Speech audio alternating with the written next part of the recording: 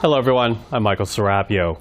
Will the Trudeau government name names? That was the question posed today during question period by Conservatives as they keep up the pressure after an explosive report from the National Security and Intelligence Committee of Parliamentarians.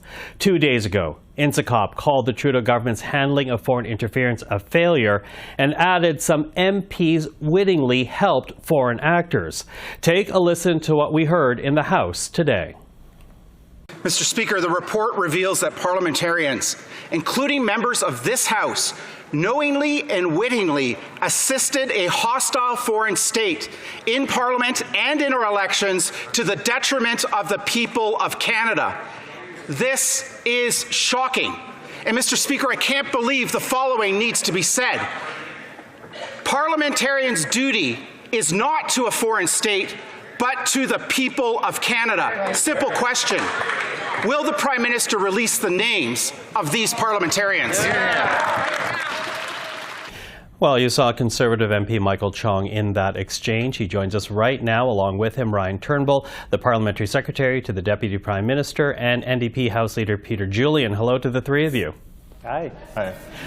Ryan, Mr. Turnbull, I'm going to start with you here. You know, Mr. Chong asked a question in the House. I'm going to jump off of it. Why isn't your government naming names if MPs have helped out foreign entities?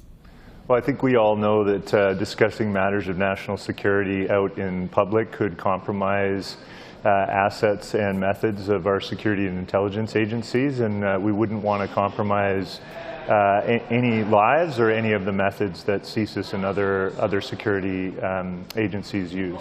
Mr. Chong, what do you respond to that?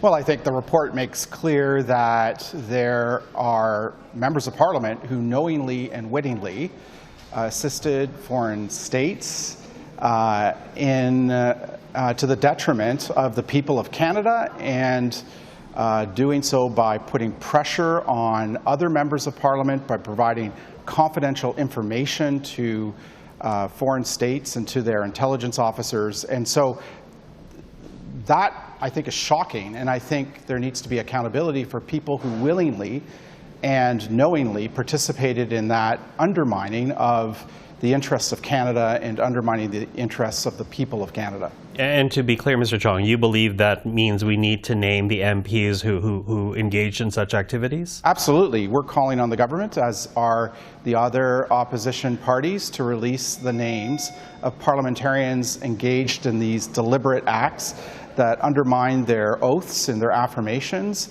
and that threaten Parliament as a democratic institution. Mr. Julian, what's the NDP take on that then? Well, first off, the allegations that are in the NSCIOP report are profoundly serious. The idea that members of Parliament would be working with foreign governments is something that I think Canadians absolutely reject. It undermines our democracy. There are also serious concerns about criminal activity. The issue of the Conservative leadership campaign in paragraph 72 and 73 in this report, heavily redacted, indicate potentially that laws have been broken under the Canada Elections Act. And so we believe releasing the names, that's intelligence, not necessarily evidence. We need to ensure that the RCMP, that the Elections Commissioner can fully investigate all of the allegations. And if charges are warranted, bring them forward. These would be criminal activities. And as a result of that, if they're members of Parliament who are convicted on those charges, they should not be sitting in Parliament. Not sitting in Parliament, but at this point, should they actually be named? Well, some of the names, I think, are referred to in the report itself. We think that what is most important here is ensuring that the investigatory agencies like the RCMP and the Canada Elections Commissioner have the resources they need to fully investigate. And yes, we also believe that the names being released is a first step. But again, intelligence is not evidence, and we need to ensure that there is due process and that the agencies do the appropriate investigations to determine whether or not there is guilt in all of these allegations. Mr. Turnbull, I'll come back to you then. Do Canadians have the right to know which MPs engaged in this activities? Do you not accept that they have the right to know? Well, I think what Canadians need to be assured of is that our security and intelligence agencies are doing the work that they need to do and have the tools to do that. We've put forward Bill C-70, which moves forward with a number of amendments to the CSIS Act, as well as a number of other acts, as well as a Foreign Influence Transparency Registry. And these are good developments. We've said from day one that we take this matter seriously, and we know that the foreign influence and foreign interference threats and the threat environment are evolving quite quickly, and that we take that seriously. That's why we've moved forward with so many different measures to address that evolving threat environment. And C-70 is another example of how we've done that. You know, we've done the Site Task Force, the Critical Election Incident Public Protocol, the Canadian Cybersecurity Centre, and quite a number of other, the Rapid Response Mechanism. There's lots of things that our government has done and put in place, and we need to continue to add tools to that toolbox so our security and intelligence agencies can do the work to both restore and maintain public confidence in our institutions. It's essential. And I take those actions that you've listed out, but do Canadians have the right to know at this point the names of MPs who may have helped foreign entities that essentially were trying to undermine Canadian democracy? I believe that talking about those things openly in public would compromise national security. And I think that's been our government's position. And I think that we need to allow security and intelligence agencies to work with law enforcement, the RCMP, for example. And if there is intelligence, they need to gather the intelligence, convert that to evidence. And then if there's criminal charges to be made, obviously they would be laid. But I have every confidence in the network of agencies that we have here in Canada that we've given additional tools to do that work. And I think we need to let them do their work and to do it well. And they're very competent people. Mr. Chong, what do you say to that? Because we did hear the chair of NSCIOP today in a scrum essentially say this matter needs to now be an RCMP issue rather than, I guess, a political debate. Why not let police decide first before this devolves into a potential witch hunt? Well, quite simply because foreign interference isn't simply behavior that is criminal in nature.